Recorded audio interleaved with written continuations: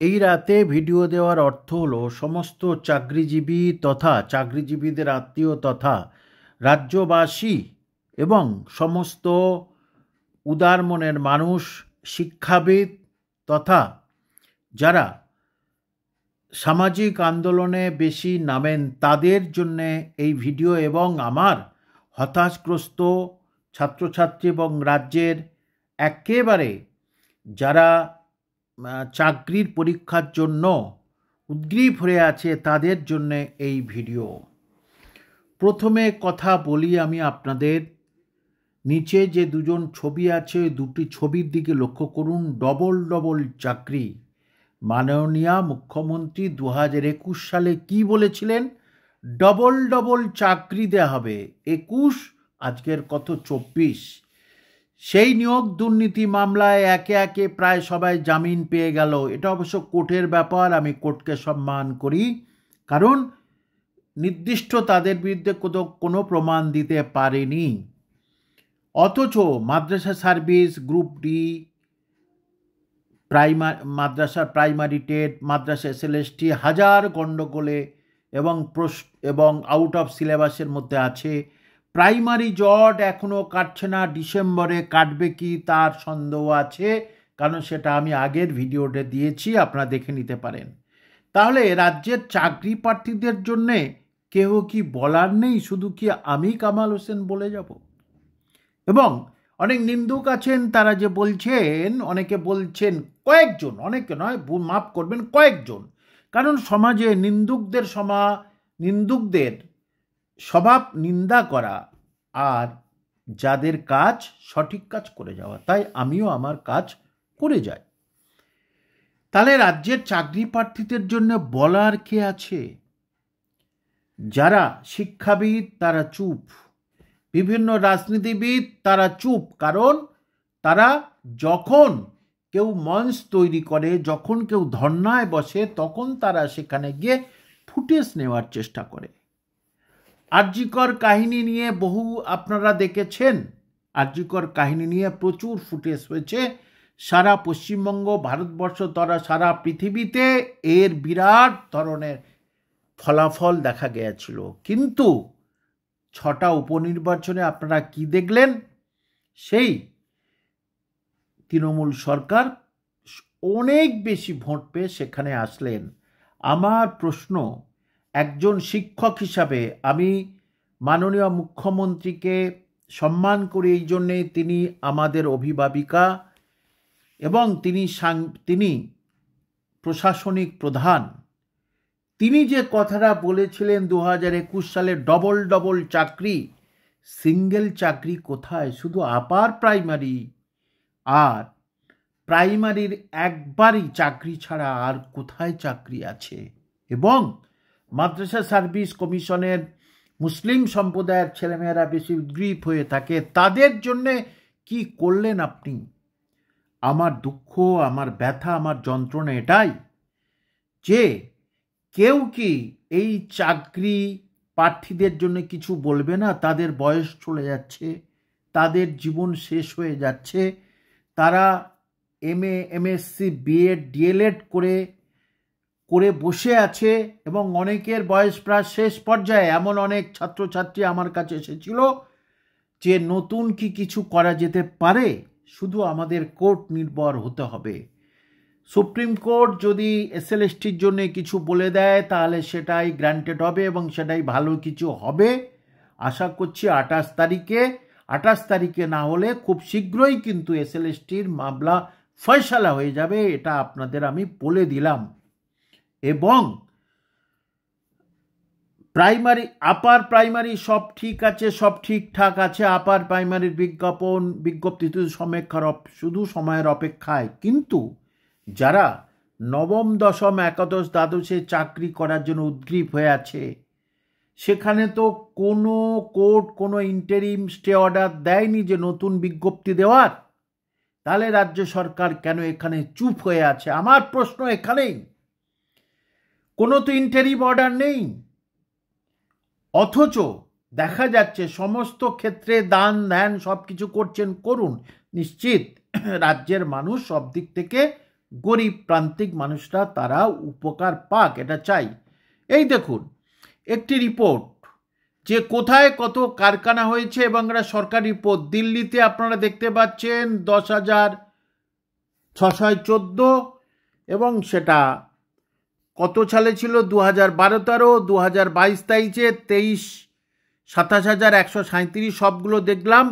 কলকাতায় কি 6,393টি এই কোম্পানি ফর্ম হয়েছিল, বর্তমানে কত হলো 2022-23-এ 5,899, -7.8। বাদ বাকি দেখুন চেন্নাই, পুনে, হায়দ্রাবাদ, বেঙ্গালোর, গ্রেটার মুম্বাই সমস্ত জায়গায় কিন্তু প্রচুর পরিমাণে কারখানা বেড়েছে। এটা এই প্রমাণটা আমি আপনাদের দিলাম। তাহলে কারখানা নেই, কোনো রকমের কোম্পানি নেই, অথচ এদিকে বলেছিলেন ডবল ডবল চাকরি, তার প্রতিশ্রুতি কোথায় গেল? আমার প্রশ্নটা এখানেই সারা পশ্চিমবঙ্গবাসীর কাছে। এবং হতাশ ছাত্রছাত্রীদের পাশে কি আপনারা কেউ থাকবে না? কেউ কি আওয়াজ তুলবেন না? আমি জানি সংবাদ মাধ্যমের যখন তাদের ফুটেজ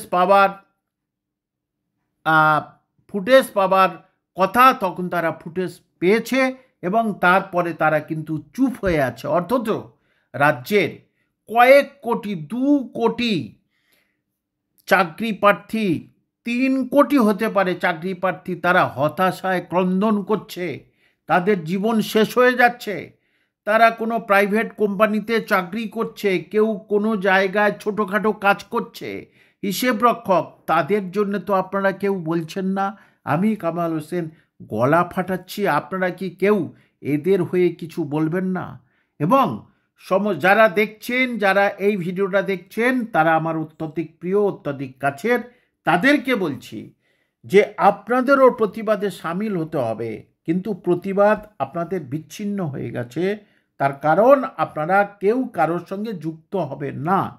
আমি আগেও বলেছি, এখন বলেছি, বেশ 4 থেকে 5টা গ্রুপ, বিভিন্ন গ্রুপ তারা আমার কাছে এসেছিল, তাদেরকে বারবারই বলেছি সবাইকে এক হতে হবে এবং আন্দোলনে সামিল হতে হবে। গণতান্ত্রিক উপায়ে কোর্টের রায়, হাইকোর্টের রায় নিয়ে রাজপথ স্টপ করতে হবে না। সবাই মুখ দেখাতে চায়, অনেকেই নেতা হতে চায়, কিন্তু আমি তো বললাম মুখ দেখানোর প্রতি মানসিকতা আমার আর নেই। আমি আপনাদের পিছনে আছি এবং কতজন দেখব যে এইটার জন্যে সজাগ হয়, আমি তাদের সবার পিছনে আছি। আপনারা নিশ্চিত জানেন এই 6টা উপনির্বাচনে তৃণমূল কংগ্রেস তথা সরকার প্রচুর ভোটে জিতে এসেছে। তাহলে এই যে আরজিকর কাণ্ড, আপনাদের চাকরিহীনতা, ডবল ডবল চাকরি, সেগুলো মানুষ সব ভুলে গেছে, তবুও মানুষ ভোট দিয়েছেন। মানুষকে সম্মান জানানো আমার কর্তব্য একজন নাগরিক হিসাবে, কারণ তারা যাকে ভালো মনে করেছেন তাকে ভোট দিয়েছেন। কিন্তু আমার প্রশ্ন আপনাদের কাছে, কবে আপনাদের সুদিন আসবে? আর সেই জন্যে আপনারা ঘরে হাত বেঁধে বসে থাকলে হবে না, আপনাদের লড়াইয়ের ময়দানে আসতে হবে। আপনারা দেখেছেন কিছুদিন আগে কিছু ছাত্র সমাজ বলে তারা আন্দোলন করেছিল, তারা কোথায় গেল? হারিয়ে গেল। কারণ কি? যাদের পিছনে মানুষ আছে, যাদের পিছনে সমাজ আছে, আপনাদের পিছনে এই যে বঞ্চিত চাকরি প্রার্থী বা আপনারা যারা অনেক উচ্চ ডিগ্রি করেও ঘরে বসে আছেন, আপনাদের পিছনে আপনাদের বাবা মা ভাই বোন রাজ্যের সমস্ত মানুষ আছে। আপনাদেরকে একজোট হতে হবে। আপনাদেরকে সারা পশ্চিমবঙ্গে খণ্ড খণ্ড করে এরকমভাবে আন্দোলন করলে হবে না। আমি একজন শিক্ষক হিসাবে আপনাদের বলছি, কারণ আপনারা সবাই আমাকে চেনেন এবং আমার সম্বন্ধে জানেন। সুতরাং আপনাদের বলছি, লড়াই করার দিন আসছে আপনাদের।